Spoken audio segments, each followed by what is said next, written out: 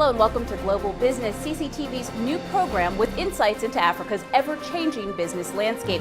From small businesses to large corporates, we take you directly to entrepreneurs making the headline. I'm G2 Abraham here in the Kenyan capital of Nairobi, where it's 9 p.m. It's 2 p.m. in Washington, D.C. and 2 a.m. in Beijing. Wherever you're joining us from, welcome. On this edition of the program, BRICS leaders arrive in Brazil ahead of Tuesday's summit. South Africa's metal workers' unions reject the latest offers and threatens to spread strike action. And we feature one entrepreneur on the verge of introducing online stock trading in Zimbabwe.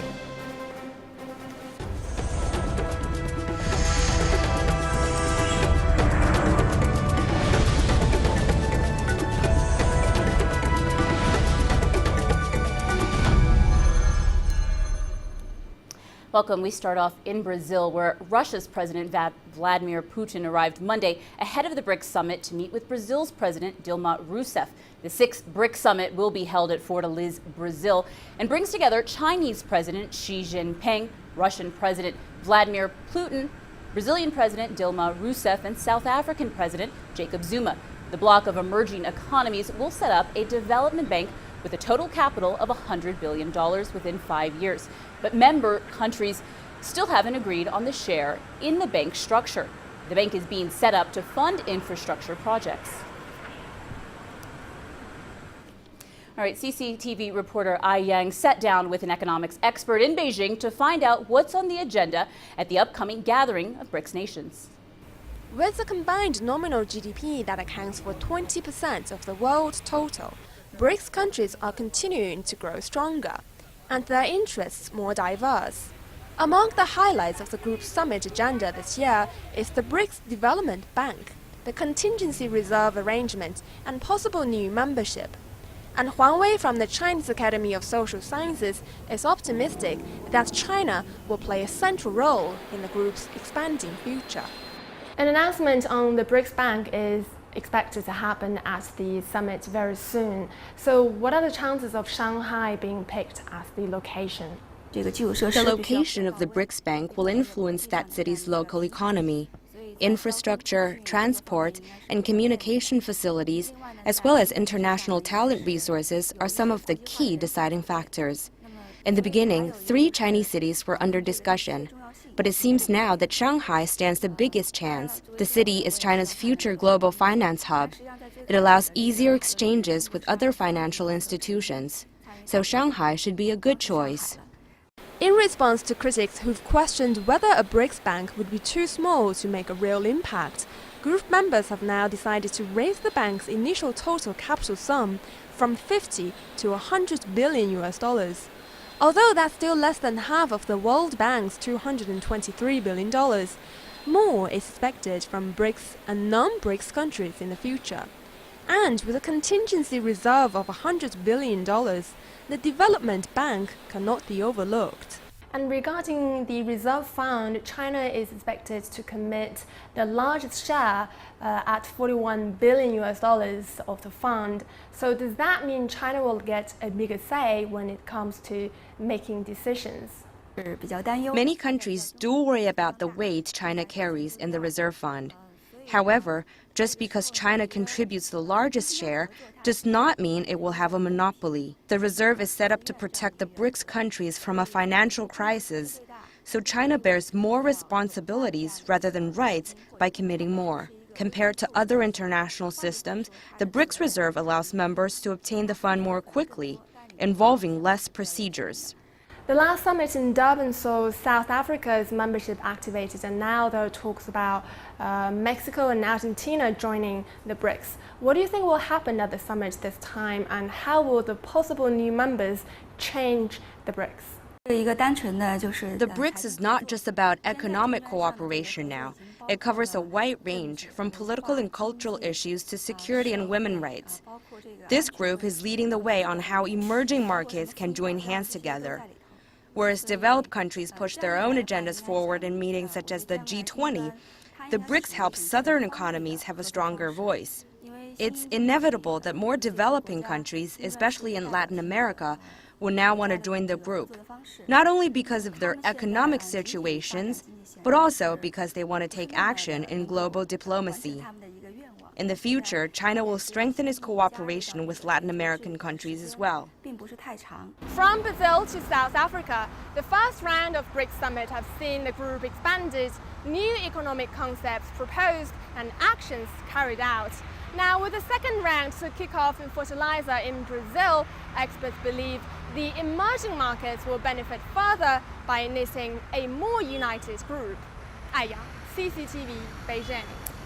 Live at the 6th Annual BRICS Summit in Fortaleza, Brazil, our correspondent Paulo Cabral. Paulo, on the agenda this year are the contingent reserve arrangements and the new development bank. Can you give us a brief introduction to the two programs and what BRIC countries can expect from them? Well, G2, we have to bring a bit of history in here. You know, the World Bank and the IMF were created in the late 40s after the World War II. It's the so-called Bretton Woods institutions. And these two institutions, the World Bank and the IMF, were essential to finance infrastructure projects all over the world and also to guarantee financial stability. But of course, there is always a strong political element in these things, and the United States and Western Europe certainly dominate these two institutions. So the intention now of the BRICS countries is to create their own development bank and contingency fund. So this will be created by Brazil, Russia, India, China and South Africa. Will focus certainly in projects, infrastructure projects in these countries. I mean, they say that these resources could also be available in a second moment to other countries, but initially to fund projects in these 5 emerging markets. And then there is the contingency fund. It would also work a little bit like the IMF. So if one of these countries has one financial difficulty, goes through a currency crisis or something, it could withdraw from this fund to sort these emergency problems. So we're just expecting this. Of course, it's an expectation. Last time the leaders met in South Africa last year, they said this is something that would probably be announced on this meeting now in Fortaleza, and this is what we're expecting to happen tomorrow. Can you give us a layout of what we can expect from this year's summit? Well, we have actually today, it's the meetings of the ministers from the 5 countries and also central bankers, also quite a few business leaders that are here from the 5 BRICS countries. And they are having their first discussions and also preparing the ground for the leader summit that actually happens tomorrow. We have to understand that there is, as I was saying, a strong political element in the BRICS, but there's still very much an economic alliance. You know, these are emerging markets with potential to lead global economic growth over the long term, and with the potential of many businesses and investment and different agreements among themselves. So we see that there is a strong focus here in trying to strengthen all these economic links, and then after that we're going to see also political links growing stronger. So this happens today here in Fortaleza with the ministers, central bankers. Tomorrow the leaders will be here in Fortaleza, and then on Wednesday we still have a 3rd day of meetings that will happen in Brazil's capital, Brasilia, and that's when the BRICS leaders will meet leaders from other South American countries that will also come here. It's similar to what happened in Durban in South Africa in the previous BRICS summit, when leaders also from other African countries went to South Africa to meet the leaders of these 5 major emerging nations. Okay, we look forward to how this week is going to unravel. That's Paulo Cabral from Fortaleza and Brazil. Now moving to South Africa, the National Union of Metal Workers of South Africa has rejected the latest wage offer from engineering and steel sector employers. They say that black workers are still underpaid in their new offer and have threatened to widen the 2-week-old industrial action if their needs are not met. The work stoppage by some 220,000 NUMSA members has already forced General Motors to close its assembly plant in the southern city of Port Elizabeth. The union is now demanding a 10% annual wage increase for its members each year over the next 3 years. They have rejected the employer's latest offer of 10% increase this year, a 9.5% increase in 2015, and a 9% increase in 2016. Staying with the strike, U.S. motor company Ford has suspended production at one of its South African plants following a shortage in car components. Japanese car maker Toyota also plans to follow suit. Ford says production at the Silverton assembly plant has been temporarily suspended due to the strike, while its Pretoria plant continues to struggle. Toyota said it will halt some production at the Durban plant starting on Tuesday because of supply chain problems related to the work stoppage. Production at BMW, VW, Mercedes-Benz and Nissan was normal, although officials say they were monitoring the situation closely. Other companies affected are construction companies Murray and Roberts and Aveng Limited, which are working on the construction of two major power plants for state power utility Eskom. All right, for more analysis on this, we're now joined by Angela Coppola, who's live for us in Johannesburg. Angela, we've been talking strikes now for half a year. Now, what's really going on in these sectors, and can we expect other sectors to follow the footsteps of AMCU and NUMSA? Well, the bottom line here is that NUMSA yesterday threatened to broaden the strike. And in fact, they're going to be meeting on Wednesday to plan how they can intensify the strike. As you said earlier, there are 220,000 of their members on strike. They have a member base of around 339,500 odd members. So adding another 110,000 members to the strike is going to have a major impact on the economy. We did hear last week as well from COSATU's Zwelinzima Vavi that he's endorsing the NUMSA action, but we don't know at the moment whether COSATU is going to throw their weight behind the NUMSA strike. NUM, on the other hand, that's the National Union of Mine Workers, has about to start meetings with Eskom at the CCMA on Wednesday. So there's a potential for strike action looming at Eskom because Eskom aren't actually budging on their wage offer. So things are a little up in the air at the moment, G2. Angela, if you can give us a little background here, what does a wage increase of 10%, what is it based on, and what's the basic salary required to live compared to current wage rates being earned, and how does this compare to the country's minimum wage? Well, an interesting question because it's all based on a living wage. It's something that all the unions, AMCU, NUMSA, NUM, the COSATU affiliated unions are all fighting for, a living wage. It's about fuel prices that are fluctuating in near record levels right now. Inflation is sitting at around 6%. Electricity has just gone up. Public transport, as we mentioned last week, has also increased. So workers are being squeezed from all sides and they're having to support families. A lot of those family members are unemployed at the moment. So there's a bit of an issue. And I did a quick poll to see what kind of minimum wage is on offer because there's no standard minimum wage across the country. Domestic workers are earning around $100 a month. The general workers in the security sector are around $180. Farm, forestry and hospitality workers are earning around $210. In the retail sector, things are a little bit better. The starting wage is around $230. And of course, we do know that after that 5-month strike, some platinum miners in the entry level are earning or will be earning in about 3 years $1,100. So there's no minimum wage. But as we know, everything is getting more expensive and workers really just want increases that are going to keep their heads above water. G2? All right, thank you, Angelo. Now we're now joined live by Miriam Bamard, who's with us from London. Miriam, if you can tell us what's damaging South Africa's image and investor interest more? Now, is it the lack of resolution to the ongoing strikes, or is it the production halts at the plants? And how have investors reacted to these two?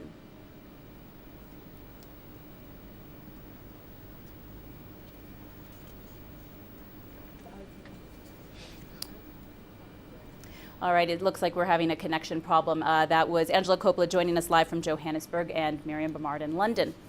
Now we take a look at the markets that we track here for you to see how they're closing this Monday. Looking at the Nigerian All-Share Index, which closes the day 0.24% lower at 42,936.06 points. Now, if you remember last week, we told you how Nigeria's actual GDP growth rate for 2013 had been revised down to 5.49% from 7.41% previously estimated during a rebasing exercise.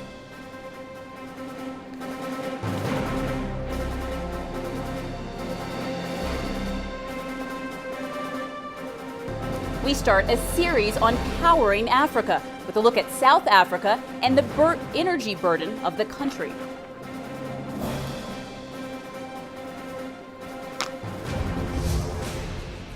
Africa is on the move. It's home to 7 of the world's 10 fastest growing economies.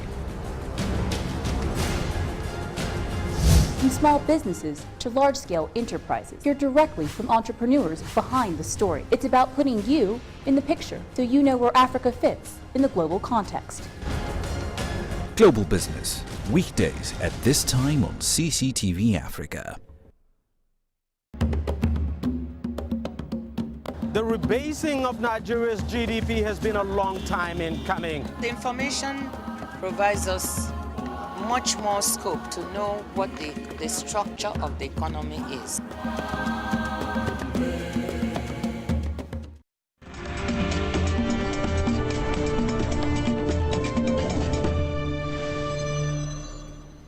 Welcome back. You're watching Global Business. Now, industrialization has been identified as a key area in driving economic growth and creating jobs in South Africa. But all that hangs in the balance if the country cannot deal decisively with its energy needs. Over 44,000 megawatts of power is generated for some 51 million people. But a lack of investment in previous years has left it to play catch-up. In tonight's What's Hot segment, CCTV's Travers Andrews looks at what it will take to power the South African economy. As one of the most developed economies on the continent, South Africa is a country with immense power needs that remain a key component in forging a pathway towards a modern industrialized nation. This process of economic change and development has been identified as one of the primary ways of building a thriving economy, one where poverty levels can continue to be eradicated. It's something the South African government is keenly aware of, and efforts have been made to facilitate this important economic process. Industrialisation is critically important for South Africa, but not only South Africa, also for the rest of the African continent. Our fellow developing countries in Asia, our fellow BRICS members that have gone through industrialisation have all seen the huge benefits that come from industrialisation. As you move up the value chain, your economy becomes more sophisticated and you raise living standards across the board. The move to an industrialized future will depend on the availability of a stable energy supply, one that will fuel the growth that accompanies new investments, particularly in infrastructure and enterprise development. To facilitate this, South Africa is investing billions in new energy, including large-scale wind energy projects as well as the possibility of delving back into nuclear. We're looking to increase the proportion of renewables. We're also looking at other forms of energy, which we already have one nuclear power station, but the possibility in the medium term of nuclear as part of our energy mix is also on the table as well. But a lack of investment in energy infrastructure in previous years has left Eskom struggling to keep the lights on, with rolling blackouts now back into the fold. Some energy experts believe the power shortage has brought the country's economy to its knees. We ran out of electricity really about 2007. And it's been crippling the economy ever since. And we're not going to have economic growth, we're not going to have industrialization, we're not going to have a decent, healthy economy unless we get far, far more electricity. In many ways, it is the poor that would benefit the most from a thriving economy. Job creation will be key in lifting many out of their dire circumstances.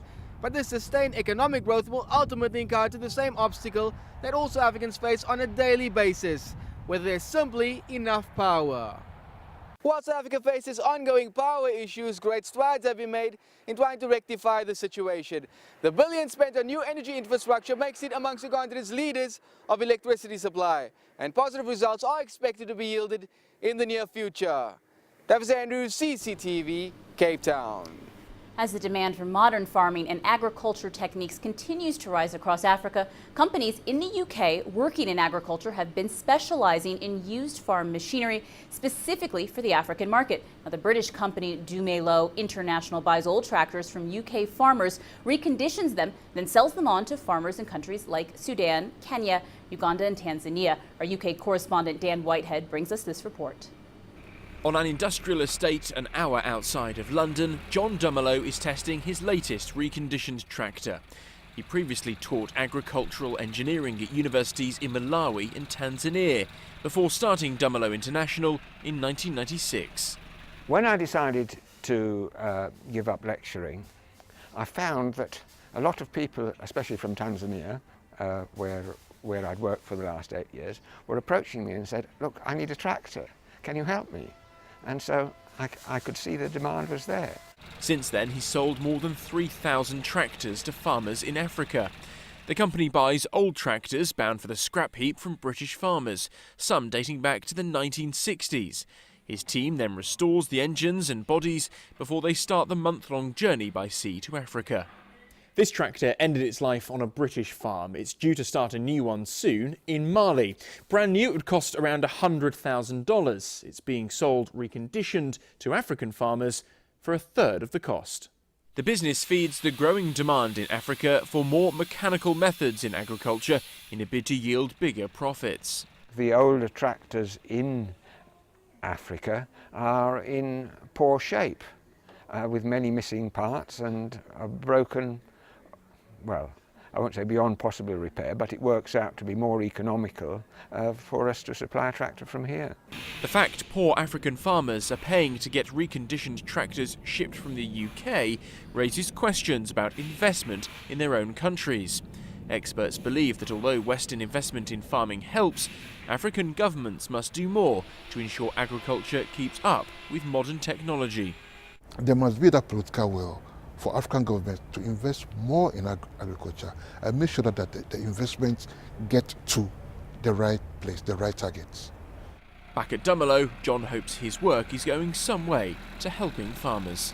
If they weren't being worked on by me, well, they'd probably be rusting away somewhere. I feel proud of what we do, you know, I feel we're doing something good here. Dan Whitehead, CCTV, Berkshire. Africa's biggest maker of beverage cans, Nampak, plans to expand in Nigeria through acquisitions as it looks to counter slowing growth in its main South African market. Now, according to the company's chief executive, Ethiopia has been targeted for expansion in East Africa because of its size and a population of about 92 million. While Ghana was the most prominent untapped market in West Africa, the company will protect its market share in South Africa, which accounts for 70% of its total sales. Nigerians have been listed amongst some of the top foreign buyers of property in South Africa. The African buyers are particularly focused on developing areas instead of high-end areas of Pretoria, Cape Town, Durban and Johannesburg. Checks reveal that there is a growing trend amongst the buyers to purchase properties for investment rather than for their own use.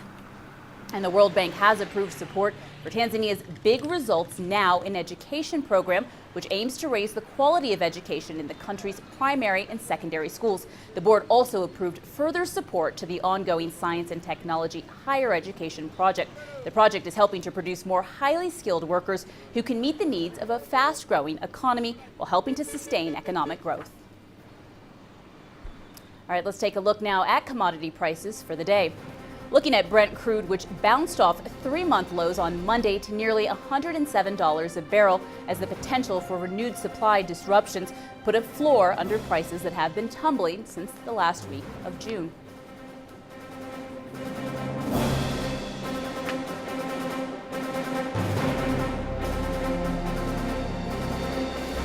Still to come, we talk to an entrepreneur breaking new ground in stock trading in Zimbabwe.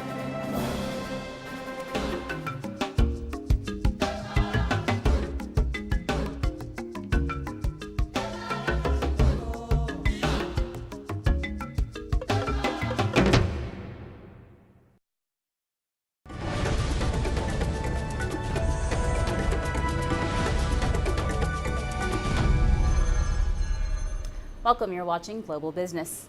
Now, a 23-year-old Zimbabwean businessman is on the verge of changing the country's stock market. Samuel Di Mario started trading stocks as a teenager and has now set up a company that is seeking to automate trading on the bourse while making it accessible to ordinary Zimbabweans.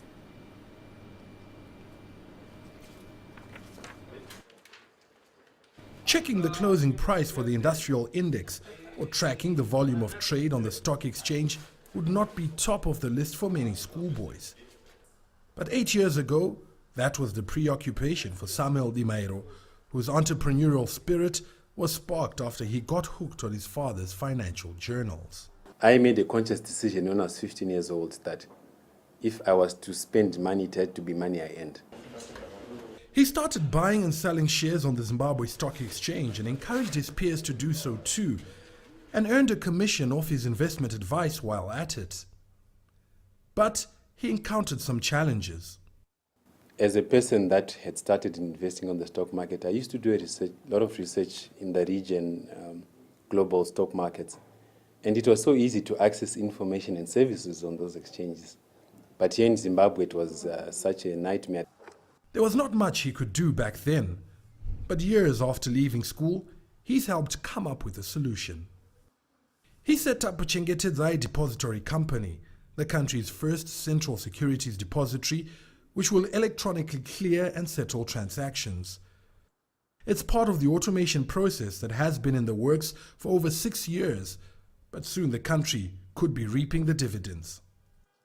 History shows that where a stock market automates, the volume of trade increases significantly, in some cases 5-fold. The local boss is hoping that the same can happen here as more international investors get the peace of mind that comes from the greater transparency and faster transaction times that are brought about by automation. But can ordinary Zimbabweans be part of that anticipated surge in trading? Not so, according to an analyst I spoke to, who says the deteriorating quality of listed counters and the diminishing returns they offer have failed to attract the billions circulating in a growing informal sector. That money is speculative in nature. I think it's not really, it doesn't have the sort of risk appetite for Zimbabwe, or perhaps it doesn't see the same level of returns which it is finding elsewhere. Each month, millions are spent on importing vehicles, groceries, and clothing for resale. Despite the aversion for formal channels, Samuel remains bullish about the future. What we have in mind, is the long term. To say we've set up this platform. It may not be performing now, but a time will come. The situation in Zimbabwe is not going to be like this forever. And that's essentially what our objective has been, to be that catalyst for innovation and continuous, improvement in our capital markets. Chengetedzai Depository is now a joint venture with the government of Zimbabwe, but Samuel still holds a significant shareholding and remains the force that is set to change the capital markets landscape in this country. Farangwa Kutuya, CCTV, Harare, Zimbabwe. Let's take a quick look now at how your money is trading. Looking at the Kenyan shilling, which was steady against the dollar on Friday, traders said they expected it to gain some ground in the coming days due to dollar sales by agricultural sector exporters. This while stocks edged up slightly higher.